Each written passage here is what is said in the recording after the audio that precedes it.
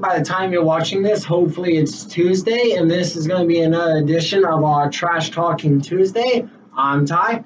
I'm Steven. And this is Sports Universal. Alrighty, you guys. As always, like, subscribe, comment your opinions below, and let's get 50 likes on this video. And as always, pick the team you want us to do it over on these days of the week, and we will any sport. Remember that. So first of all, we're gonna do a little bit something different. It's gonna be NHL. I'm gonna predict I think it's gonna win it all, and I'm gonna give you updates on how it's going to perform. So far, you get the Golden Knights versus the Jets. They're in period 3, and they're up. The Golden Knights are up 3-1, and the Jets are leading by the series 1-0. And then you get the Capitals versus the Lightning. The Capitals lead it 2-0. All right. So my prediction, and I'm gonna go kind of underdog. With the Golden Knights as being their first season as a team in the franchise. I say the Golden Knights are gonna win it in the finals. In the Stanley Cup, 4-2. Well, hey, nothing bad about an underdog victory. Okay, so as you heard, we're gonna be doing the Philadelphia 76ers today instead of the what we've been doing previously, the NFL teams, just because that's what team was selected, and we thought, hey, diversity is good because Sports Universal, we're trying to include all sports universally. And Steven over here is going to start us off on everything bad about the 76ers. Agreed. Before I do that, though, I'm going to give a shout-out to our amazing editor, John Bailey. Mm-hmm. Follow him on Instagram and like all of his stuff. He's a good guy, good editor. All right, so let's start with the 76ers. In my opinion, the 76ers, they are overall a very good team. But the one big problem with, they're running the playoffs, losing to the Celtics, is depth. They do have a good team overall, like starting five is good, and then they got Markelle Fultz, Ben Simmons, and Joel Embiid. Probably going to be one of the best big threes, just like the San Antonio's, Manu Ginobili, Tony Parker, and Tim Duncan winning championships. But behind that team was not really anyone. Yeah, behind the Spurs was while they won those championships, 5 of them, and in over a decade. Is because depth. If it wasn't for that depth, they wouldn't have done that. There were players that were developing as long as they were going instead of just players that were good to start off with, and then you have nothing because once those players are gone, guess what? There's nothing left on the team. Exactly. One player in the 76ers starting lineup in one of the games during the playoffs was Marco Bellinelli. Marco Bellinelli is pretty old. He's not consistent. And, he hasn't really done a lot in the past couple of years. So, when he's starting, it just kind of shows what kind of depth you have. It's not that he's a better player, but he's a role player, just like Manu Ginobili and the Spurs is now. Yeah, it's just not good when you have whenever a star player goes out or something happens. And a player can fill a role, but if they're not at the level you imagine, that shows you have a problem at depth, and that shows that you need to fix that issue. And also, recently with the Philadelphia 76ers, players they've drafted like Markelle Fultz, Ben Simmons, injury. Ben Simmons didn't play his first full season. He didn't play that when he got drafted. He did not play that whole season because of an injury.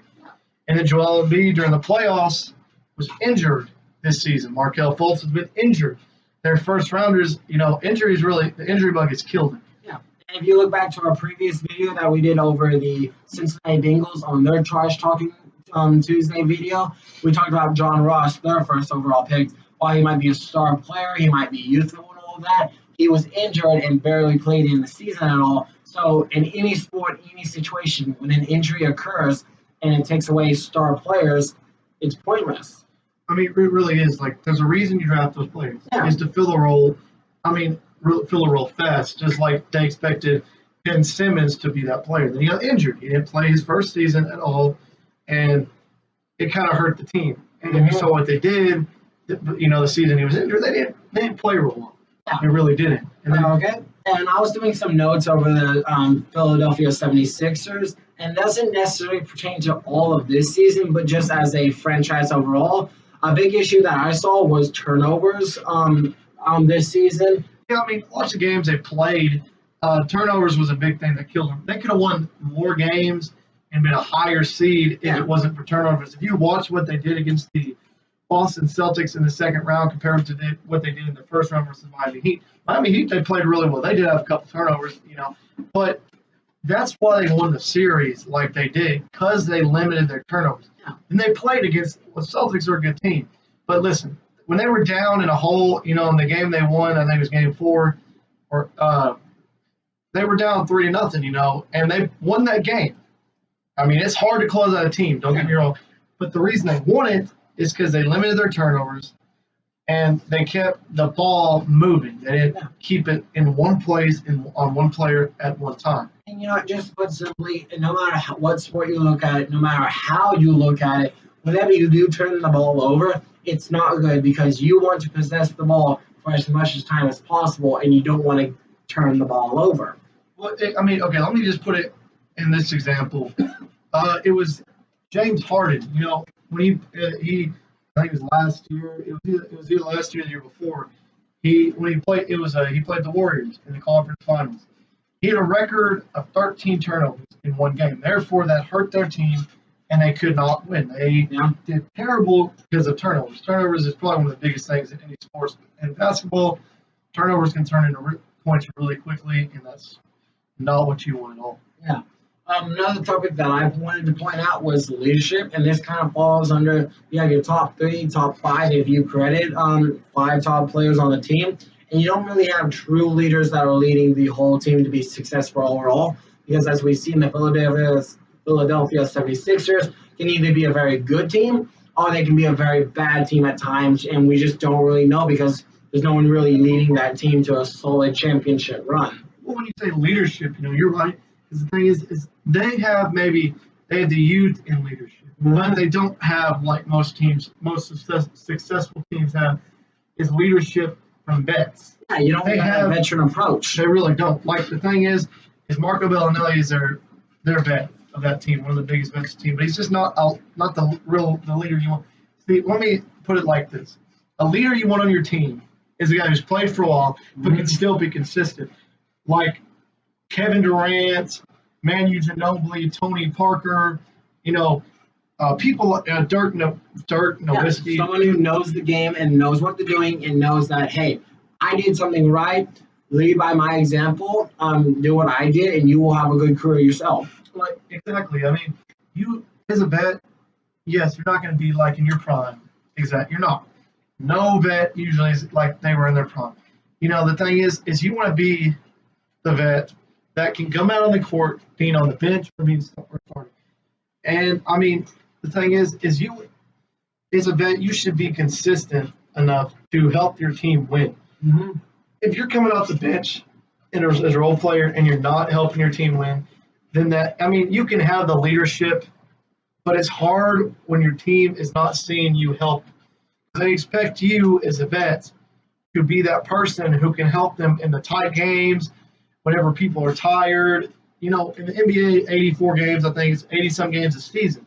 So it gets tired. Stretch that you need someone to look forward up to instead of like another sport. And we go back to a lot.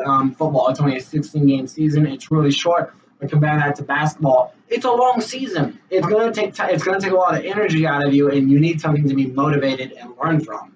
Sometimes you're playing 2 to 3 times a week, so you're exhausted. You could go from Miami to Philadelphia to Boston in a traveling week. all over the place. Exactly. One day you're in one town or in one city, another day you're in another city, and then another city.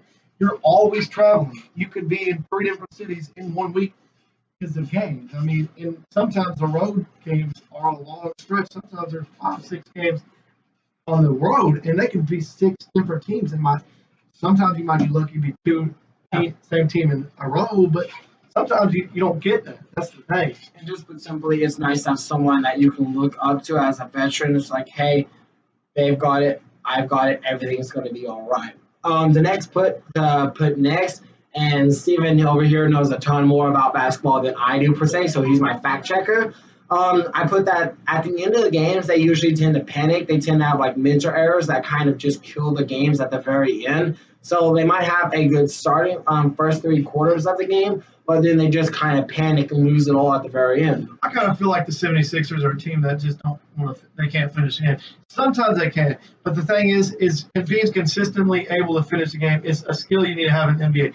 As players, when you're up by a certain amount or you're down, you either give up or you just stop trying because you're like, if you're up 15 points, there's 8 minutes in the game, you can still lose.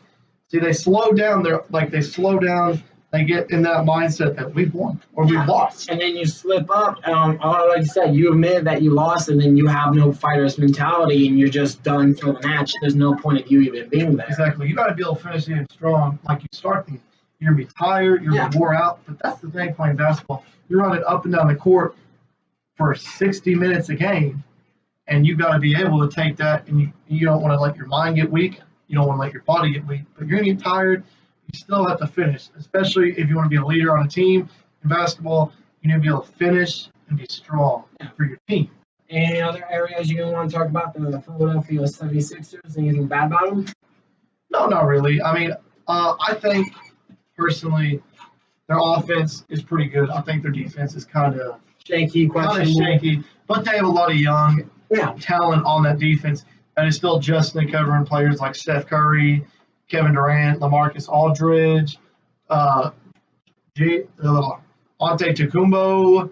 There's a lot of young players on that defense and offense. I mean, but I think they're more of a consistent team on offense than they are defense, in my opinion. But that's going to be for another video. That's going to be for our Feeling Fantastic Friday video, which I hope that you will be watching. So for now, that's going to wrap up this video. And like usual, follow our Instagram page, follow our Facebook, follow the YouTube channel. We try to keep you updated as many sports as possible. And we're just doing this for y'all and to have fun ourselves. Okay, remember you guys like, subscribe, comment your opinions. Let us know the team you want us to do for the next week. This week was Philadelphia 76ers. We will probably do a poll over who you guys want it to be. So, as always, thank you guys. This is Sports Universal. I'm Steven. I'm Ty. And that's it tonight. Thank you guys. Have a good week.